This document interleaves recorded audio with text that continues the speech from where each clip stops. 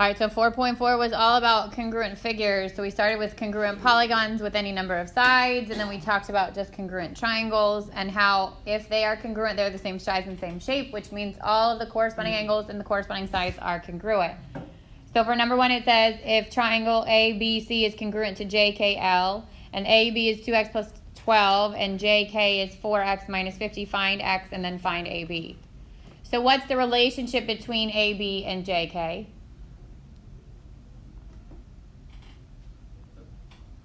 They're congruent. Why? This and this would match, right? So if I had drawn it out, if you needed a visual, AB is already said to be congruent to JK. So the order of the letters there is important, okay? So if they are equal, then I can say that 2x plus 12 would equal 4x minus 50, and then I'm solving for x. So subtract the 2x.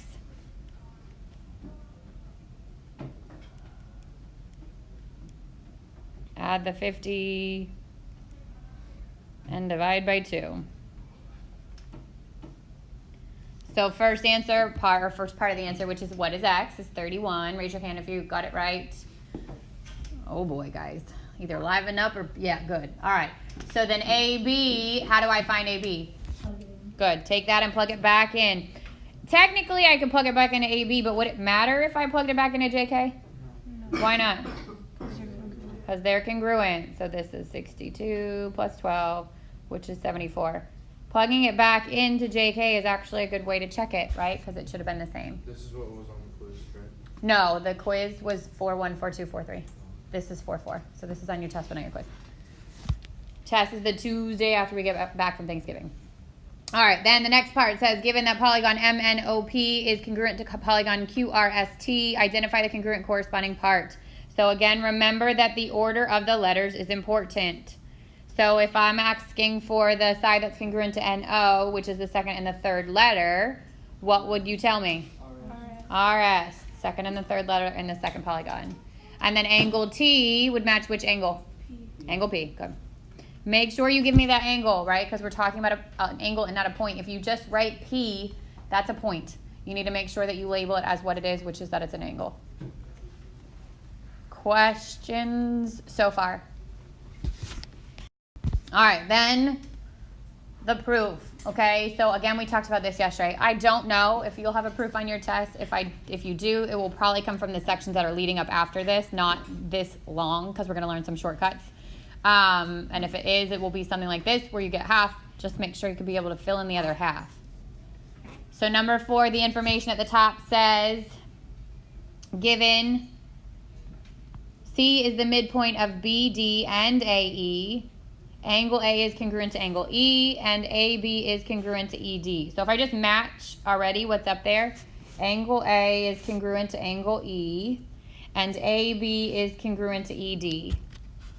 So that should be easy to find from your list there on the left. At least identify your givens. Which numbers are given? 1 is given. 2 is given. And then AB is congruent to ED is 4. That's also given.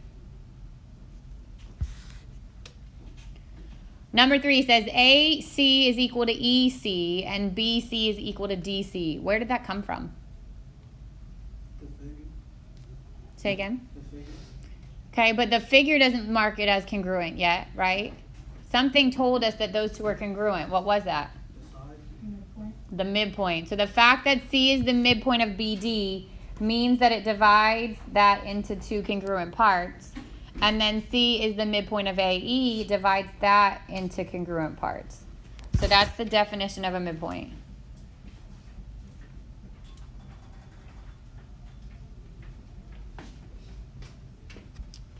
Number 5 says angle ACB is congruent to ECD. ACB, which is here, is congruent to DCB, which is there. How do you know that? Vertical angles theorem. Good. So I'm going to put VAT for short. Vertical angles theorem. Those are vertical angles, and vertical angles are congruent to each other. And then angle B is congruent to angle D. How do you know that? Third angles theorem. Good. I was already told that two pairs of congruent angles or two pairs of angles in one triangle are congruent to two pairs of angles in the second triangle, which means the third would also be congruent, and that's third angles theorem. So now I've got triangle ABC is congruent to, oh, you're missing a little congruent too, is congruent to triangle EDC. And your reason, you can write all pairs of corresponding sides and all pairs of corresponding angles are congruent, or it's the definition of congruent triangles. So the definition of congruent triangles is that all pairs of sides would be congruent and all pairs of corresponding angles would be congruent. Can you go on to the chart? Mm-hmm. So this is the homework that you did last night. Okay. 1 through 6 is just matching up your letters, right? So 1 is angle D, 2 is angle Q. 3 can either be TP or PT. The order there doesn't matter. 4 is angle T. 5, side AB or BA. Order there wouldn't matter. C, ED, or DE. That one order doesn't matter. And then 7 and 8 were the first ones that you had to use some algebra skills. So it said to match them up and then find each missing measurement. 7, you were finding angle L. And angle L would have matched angle D. Angle N would have matched angle F. So I would have said 5y equals 120. Found the measurement for y, plugged it back in. And then found your missing measurement. And then 8 was EF. EF is that 1.5y plus 1.3. And I would set that equal to, EF would be equal to MN, which was the 53. So pair those two up.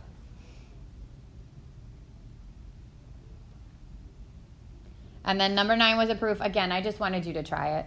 So if you look at that, you were given that angle U was congruent to angle UVW and X, Y, Z, and Z.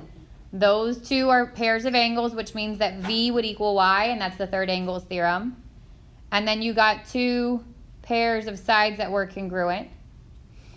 UV equaled VW, XY equals Y is ZY, and UX equals WZ. So there was an overlap there, which is the segment addition postulate could have been added together to give you, like number 6. And then substitute, and then the subtraction property. So as long as you at least, like I said, doesn't have to be 100, I want you to at least be trying these. And then 10 and 11. 10x is 3 halves or 1.5 or 1.5. And then DE is 13.5 or 13.5. And 11, Y is 26. And angle D was 131. On the section, no, so this will be on your test. But the quiz was on 1, 2, and 3. This is Tuesday, so? Your makeup, I said you could take your makeup Monday or Tuesday. But the test itself is after Thanksgiving that Tuesday. Okay, so let's talk shortcuts, okay? This is where life gets a little bit easier. That's the good news. Yay. Good. So between 4-5 and 4-6, you're going to learn shortcuts to proving triangles are congruent, okay? So as of yesterday, we said all 3 pairs of corresponding sides and all 3 pairs of corresponding angles had to be marked as congruent. Now we're going to learn shortcuts to do that. So the same, the outcome's the same, the triangles are congruent, but how we get there is shorter. The triangle rigidity, which is just telling you that the property of the triangle rigidity gives you a shortcut for proving 2 triangles are congruent.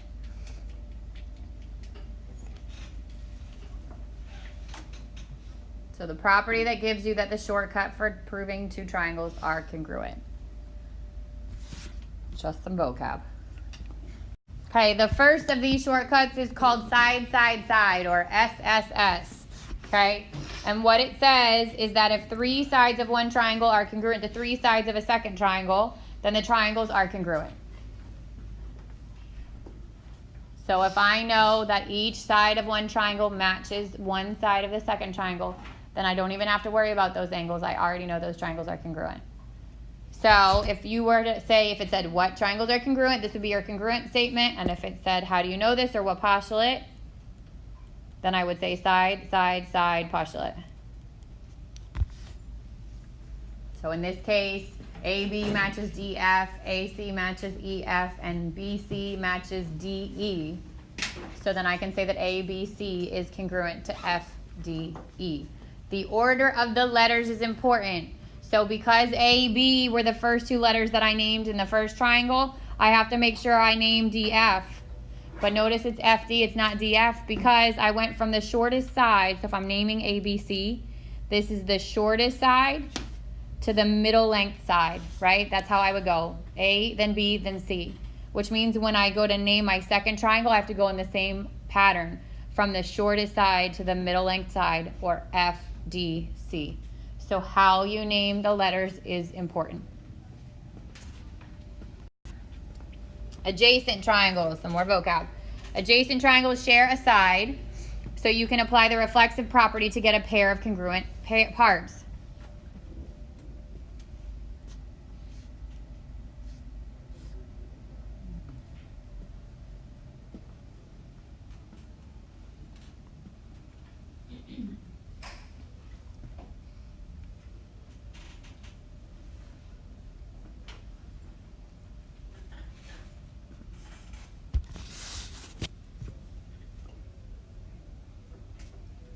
So let's say I was given a shape like this, and it was marked as this is congruent to this, and this is congruent to this.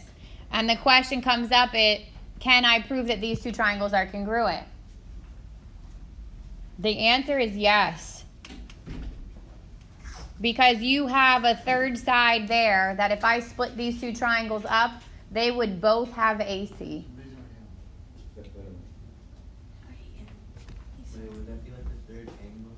Nope, that's the reflexive property. So if I was explaining that step in a proof, I would write AC equals AC, and it's reflexive.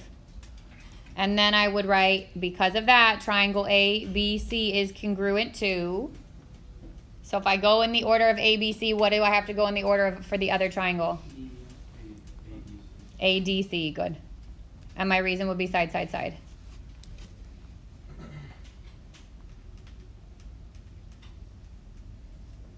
So if this was a proof, that's 3 steps. The first would have been the given, which is that the sides were congruent. AB was equal to AD, and DC was equal to CB. That was given. And then all we needed left was the reflexive side. And then we had side, side, side. All right, so these are like one-step proofs. Like you don't have to do a full-on column of proofs. But the question is, use SAS to explain why triangle ABC is congruent to triangle DBC. Are they congruent? Yeah. Why? What about that side? It would be a reflexive property. So when it says use side, side, side to explain why, it's already telling you that it is. My reasoning is because BC would equal or be congruent to BC because of the reflexive property.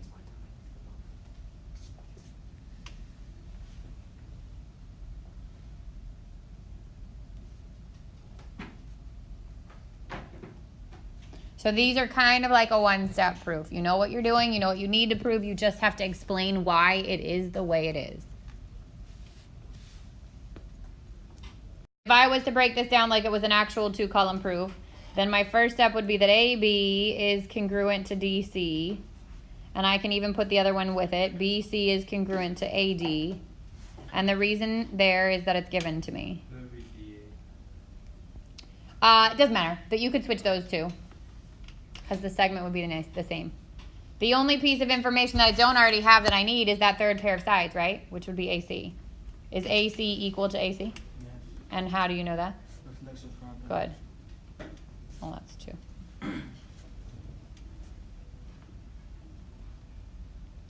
And then I can go straight to the proof. ABC is congruent to CDA. And my reason would be side, side, side. So sometimes proofs are easy. All right, more vocab. The included angle. So an included angle is an angle formed by two adjacent sides of a polygon. So if I asked you what was the included angle between sides A, B, and BC, you would give me the angle in which they meet. In this case, it's angle B.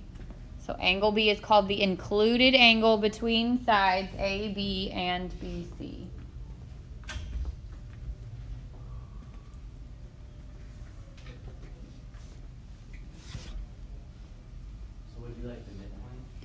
It's not really halfway, but it is the meeting point of those two sides.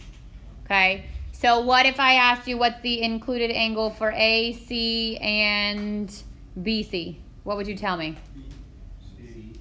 C, right? AC and BC meet at angle C. Okay? So it's the duplicated letter if you look at it that way, but they won't always have names. So just be careful. Okay? All right, so then that leads to the next postulate. So we have side, side, side. The next one is called side, angle, side, or SAS. And what this says is that if three sides of one triangle... Wait, that is wrong picture. Hang on. All right, try that again. This is the right one, right? So the postulate... And the 452 just means it's chapter 4, section 5, and the second theorem mentioned in it. Okay? So I don't want you to worry about the number there. This should be 5.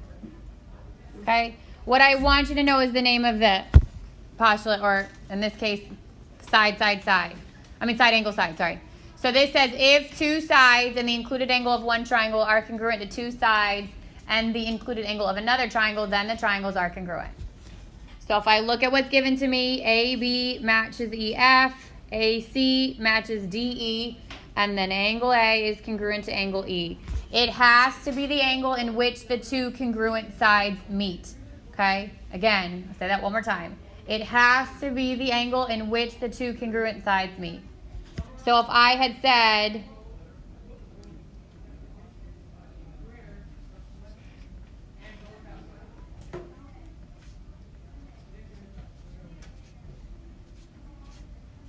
let's say this. I have side AC and side, that is a D, and side DF are congruent, and then AB is congruent to DE.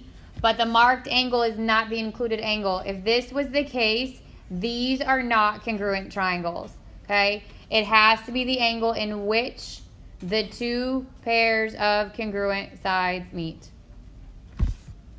So sometimes you're just going to get questions like, are the two triangles congruent? If so, state why. The one at the top would be yes, side, side, side, angle, side, and the one at the bottom would be no. So you've got to be able to tell the difference between them.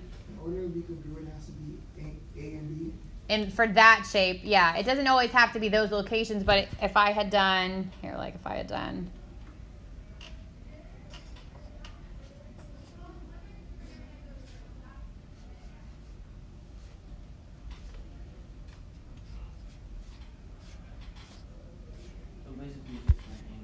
it's the angle where those two meet, right? So this would be yes, and it would be side, angle, side, because AC matches DF, CB matches FE, and the angle where those two congruent sides meet is also marked as congruent. So this is a no, and this is a yes, and if it asks why, it's side, angle, side. Something from this diagram isn't labeled, right? I've got the two pairs of corresponding sides that are marked as congruent. What am I missing? The angle, okay? Is there something I could use to show that those two angles are congruent?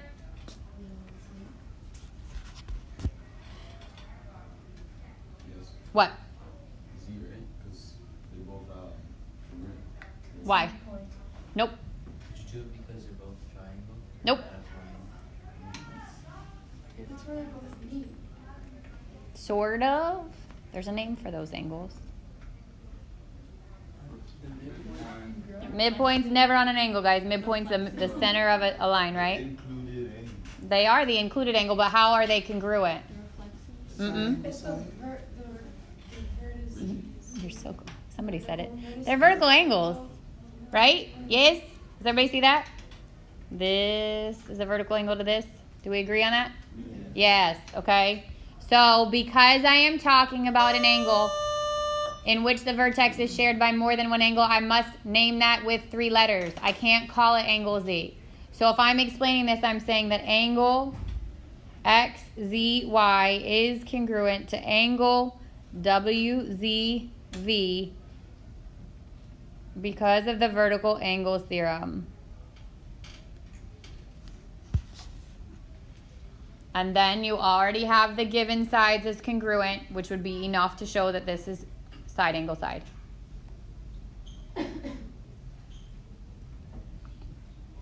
All right. So use side angle side to explain why triangle ABC is congruent to triangle DBC. So if I asked you to give me what's given from that diagram, what could you tell me? AB is congruent to DB. Okay, AB is congruent to BD. That's marked as, right? That's marked as congruent. That's given. What else is given?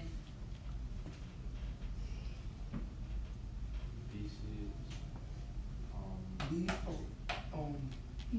ABC Angle ABC. and DBC are linear pair.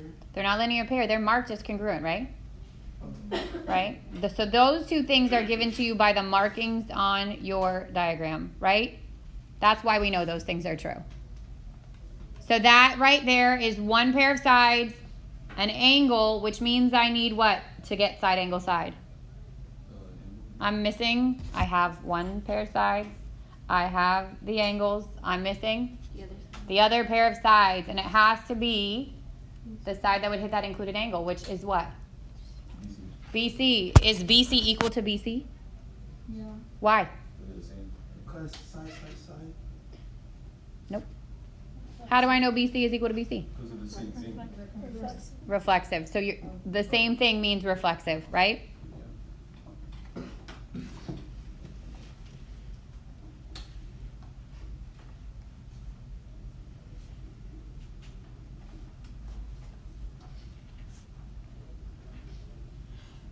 So I know that BC equals BC because of the reflexive property.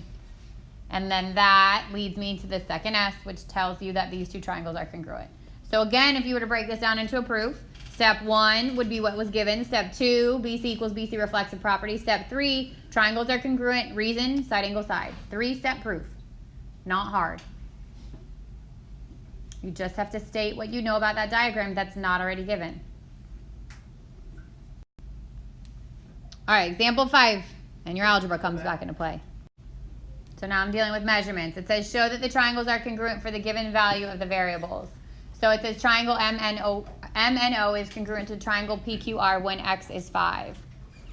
So let's say that these triangles are already congruent. We don't know anything about x, okay? Pay attention to the order of the letters, right? So MN would match what side in the second triangle? It's first and second, right? So MN would be PQ or QP, which is the first and the second. And then NO, which is the second and the third, would match which one? QR. And then the last one, the first and the last, NO, would equal PR or RP. Good. So if that's the case, before even knowing that x equals 5, I would know that 5 equals x, because that's one pairing that's congruent. I would know that x plus 2 equals 7, which means x equals 5. And I would know that 6 equals 3x minus 9. So I would add the 9 and divide by 3. And again, I get x equals 5. So in order for those to be congruent, the value of x would have to be 5. So if it says show the triangles are congruent for the given value of the variables, you just got to show the work. Set them up, set them equal to each other. If you get that x is something other than what they gave you, something's wrong. You did it wrong, okay? They're telling you x is 5. You just got to match them up the right way. All right, so this is what you could see by way of a proof. So the goal here is to prove that the two triangles are congruent. We're not going long way around like we went yesterday, which means we're going to use one of the shortcuts. So what 2 ways do we know right now to prove two triangles are congruent? What 2 shortcuts? Side, and side angle side. So look at what you're given. It says that BC is parallel to AD. Why would they give you parallel? What relationships form from parallel? What are congruent? The lines can't be congruent. Angles, triangles. Parallel lines form angles. Do you remember this? With a transversal. What same side interior would be supplementary. What would be congruent? Alternate exterior. Alternate exterior would be congruent. And fixed alternate. Alternate interior would be congruent. Corresponding. And corresponding would be congruent. So you're looking for angles like that if it gives you that as parallel. Okay? And then it says BC is congruent to AD. That's given to you. It has nothing to do with the fact that they're parallel. Parallel lines are not congruent. First of all, lines can't be congruent because they can't stop. Oh, so that thing means the parallel? Yep. So the given parts should be easy to fill in. The first one is given. And which other one was given? Two. Nope. 3 is given, right? Those are the two that are given. Number 2 says angle CBD, which is this angle in here, is congruent to angle ADB. No, ABD. It should be this angle here. Your book has a lot of typos. Okay, change that. It should be ADB. Why would those be congruent? All we know so far is that the lines are parallel and that those two segments are congruent. So using one of those, what could you tell me about those angles? What's the relationship between them?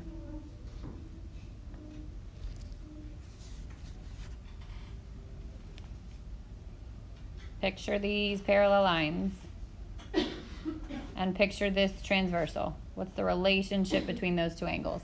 Which is alternate. Alternate interior. So if the lines are parallel, what's true about alternate interior angles? They're congruent. So alternate interior angles theorem said that if the lines are parallel, that the alternate interior angles are congruent. 4 says BD equals BD. How do I know that? That's reflexive. Good. And now I've got one pair of sides that are congruent from BC to AD. I've got one pair of angles that are congruent. And I've got a second pair of sides that are congruent. So if these triangles are congruent, what's my reasoning? Side, side, side. Nope. So close. Side Side, angle, angle. side. Side, side, side. I need to know all three sides are equal to all three sides.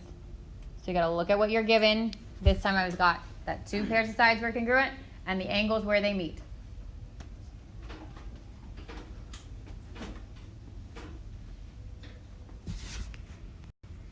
All right, look at 7 and see how much of it you could fill out on your own. And then we'll do this one together and we're done. Nope, vertical angles, remember they make those X. So it says QP bisects angle RQS. That's step 2, right? That's given. And QR equals QS. That's also given. That's the first step, right? So the first one is marked because those are sides, right? But what does it mean if a ray bisects an angle? What does bisects mean?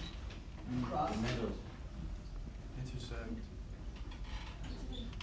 Cuts it in half. Thanks, Sophia. So this ray literally takes this angle and cuts it into half, 2 equal parts, which makes this one equal to this one. Does everybody understand that? So that's the definition of a bisector.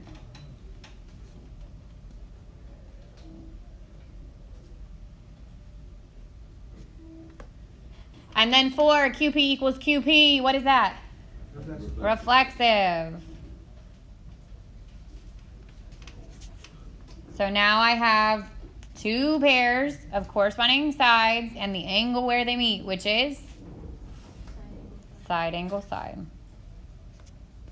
So at this point, you only know 2 shortcuts, side angle side and side side side. Look at what you're given. I know nothing about that third pair of sides, which rules out side side side. And they gave me information about an angle bisector. So hopefully that helps you figure this stuff out. It's side angle side. All right, I published your homework due tomorrow morning.